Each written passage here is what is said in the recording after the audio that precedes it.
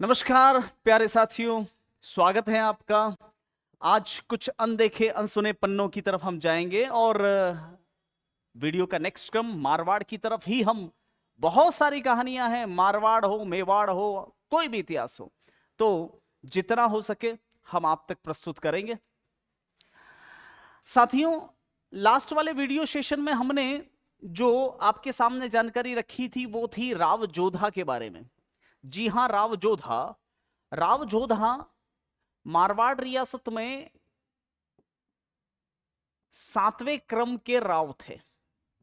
राव जोधा जी ने कभी भी जोधपुर और सोजत के अलावा कभी साम्राज्य विस्तार नहीं किया, सिर्फ अपने जनता की सेवा पर ध्यान दिया।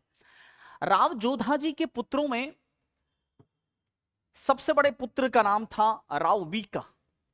राव बीका, जिनके नाम पर जंगलू प्रदेश बीकानरा नाम से विख्यात हुआ, अर्थात बीकानेर। उनके दूसरे पुत्र राव वरा और तीसरे पुत्र थे राव सातल। राव सातल के छोटे भाई का नाम था राव सूजा। राव सूजा से छोटे थे जिनका नाम था राव मालदेव, और मालदेव से छोटे थे जिनका नाम था राव दूदा। और इन्हीं राव दूदा से मेड़तिया शाखा मेड़ता में स्टार्ट हुई थी। उनसे छोटे थे राव पंचायन।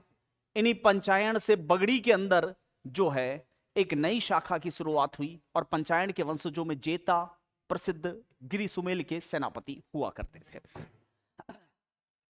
राव पंचायन के एक छोटे भाई और थे जेतमल। तो राव जोधा के कुछ इस प्रकार से पुत्रों का जिक्र मिलता है।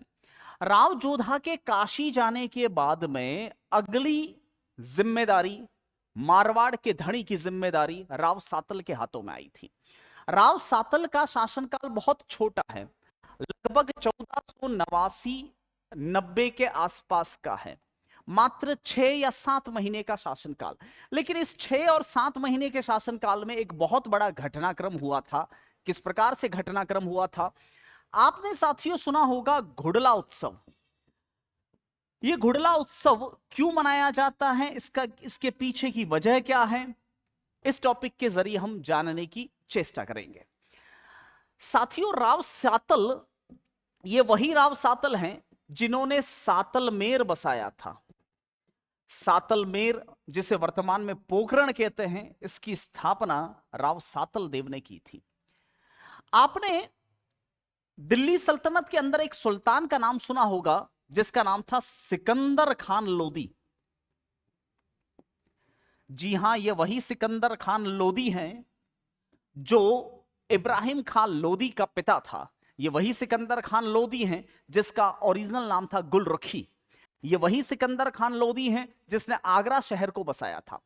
यह बहुत ही अच्छा और नेक दिल का सुल्तान था, बहुत ही प्यारा सुल्तान। दिल्ली सल्तनत में इससे बढ़िया नेक दिल, प्यारा सुल्तान मैंने अब तक नहीं देखा। लेकिन केवल मुसलमानों के लिए, हिंदुओं के लिए नंबर 1 शैतानों का शैतान था यह सिकंदर लोदी। ये और फिरोज शाह तुगलक ने हिंदुओं को काफी त्रास दिया था। ये वही सिकंदर खान लोदी हैं जिसने प्रसिद्ध ज्वाला देवी का मंदिर तोड़ा था। ये वही सिकंदर खान लोदी हैं जिसने ज्वाला देवी के मंदिर को तोड़कर उनकी मूर्ति को जो है वह कसाईयों को बेच दिया था, और उस मंदिर के अंदर 100 गाय कटवाई थी। ये वही सिकंदर खान लोदी हैं। इसी का एक सेनापति था जिसका नाम था मल्लू खान।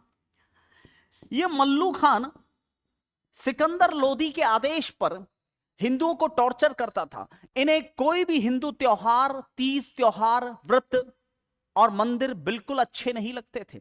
यह मल्लू खान, इसने क्या किया, अजमेर क्षेत्र में यह सूबेदारी संभालता था, और इसी मल्लू खान ने कुछ छोटी छोटी बच्चियां गणगौर पूजन कर रही थी, और गणगौर पूजन कर रही कुछ छोटी बच्चियों को यह उठाकर ले गया।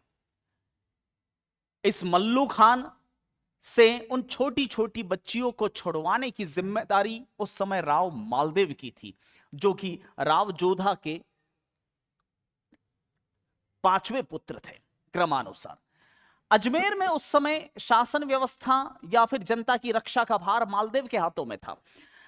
मल्लू खान से जब बच्चियां छुड़वाने के लिए मालदेव गए, तो मल्लू खान का एक बड़ा खौफनाक सेनापति था, यूं समझ लो पुरानी फिल्मों का विलन टाइप का, कद काठी में हट्टा कट्टा, काफी मुस्तंडा था, जिससे पूरा राजपूताना खौफ खाता था। उसका नाम था घुडले खान। ये घुडले खान से लड़ाई करता है राव मालदेव, और उस घुडले खान के हाथों मारा जाता है। घुडले खान इसे मार डालता है। अब उन छोटी छोटी बच्चियों को छुड़वाने की जिम्मेदारी राव सातल के पास में। राव सातल ने तय किया कि वह मल्लू खान से उन छोटी बच्चियों को छुड़वाएगा और साथ साथ में भाई की हत्या का बदला भी लेगा। राव सातल देव घुडले खान के खौफ से जनता को मुक्ति दिलवाने के लिए रवाना हुए। उन दिनों घुडले खान अहमदाबाद के पास में, आप जगह नाम सुनी होगी, कड़ी कलोल, अहमदाबाद के पास में उस समय घुडले खान का भयंकर आतंक था। घुडले खान से भिड़ना मतलब मौत को दावत देना था। ऐसे वक्त में राव सातल देव अपने राठौड़ी सरदारों के साथ सीधा अहमदाबाद के पास पहुंचे। लेकिन राव सातल अच्छी तरह से जानते हैं, भली भांति जानते हैं कि घुडले खान से भिड़ना मतलब सीधा सीधा मौत को दावत देना है। इसलिए राव सातल और राठौड़ी सरदारों ने योजना बनाई कि हर शैतान की जान एक तोते में होती है। अगर उस तोते को पकड़ लिया जाए तो वो शैतान मुट्ठी में आ सकता है। और इस घुडले खान की जान थी उसकी बेटी गिंदोड़ी। तो राव सातल ने यह तय किया कि इस गिंदोड़ी को जब यह जुम्मे के दिन यानी शुक्रवार के दिन जब वहां कोई पीर बाबा है, वहां उनकी मजार पर जब तांती बांधने आएगी, डोरा बांधने आएगी, तब उसे उठा लिया जाए। और गिंदोड़ी को बचाने के लिए घुडले खान उनका पीछा करेगा और कहीं खोपचे में ले जाकर घुडले का काम तमाम कर देंगे। जुम्मे के दिन जब गिंदोड़ी अपनी सखियों के साथ में जब वहां के एक पीर बाबा की मजार पर मत्था टेकने के लिए आई, उसी समय रणनीति के तहत राव सातल और उनके राठौड़ी सरदारों ने गिंदोड़ी को वहां से उठा लिया। गिंदोड़ी को जिस घोड़े पर बिठाया तो गिंदोड़ी खुशी खुशी से घोड़े पर बैठी, जैसे वो तो तैयार ही थी।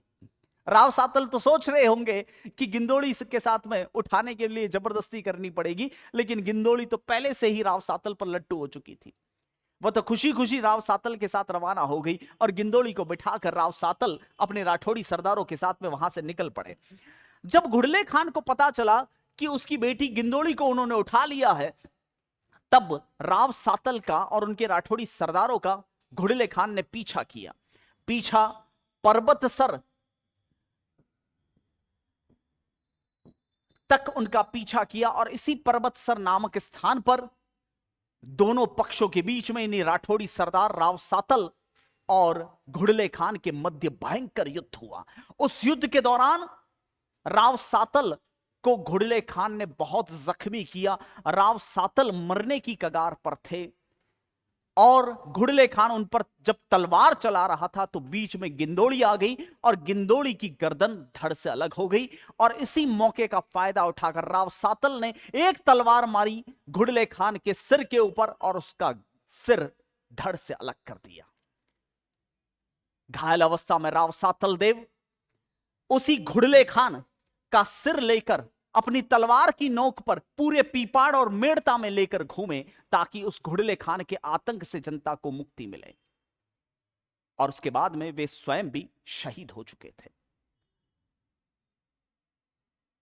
घुडले खान का सिर जब राव सातल देव तलवार की नोक पर लेकर घूम रहे थे तो उसके सिर पे छेद भी हो चुके थे।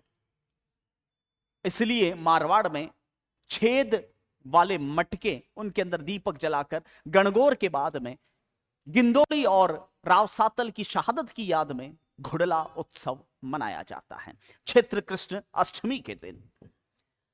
क्षेत्र कृष्ण अष्टमी के दिन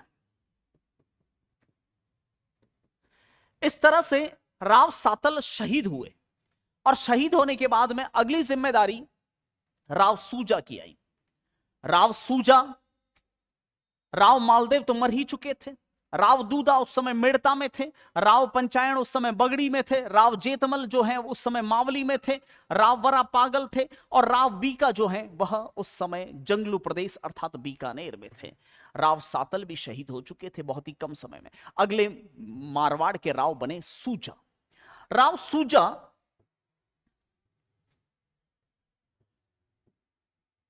सूजा क्रमानुसार मारवाड़ में 9वें शासक है। राव सूजा का एक बेटा था राव बाधा, और राव बाधा का एक लड़का था राव गांगा, और राव गांगा के 2 लड़के थे। बड़े का नाम था राव मालदेव और छोटे का नाम था राव वीरम। आप में से कुछ साथी ये सोच रहे होंगे शायद कि राव मालदेव मारे गए तो फिर मालदेव कहां से आया। ये मालदेव और वो मालदेव अलग है। जिस मालदेव की तलाश कर रहे हो वो मालदेव ये हैं। अगला सेशन इन्हीं मालदेव की अतरंगी और अनोखी कहानियों पर होगा। मिलते हैं आपको नेक्स्ट वीडियो में। जय हिंद।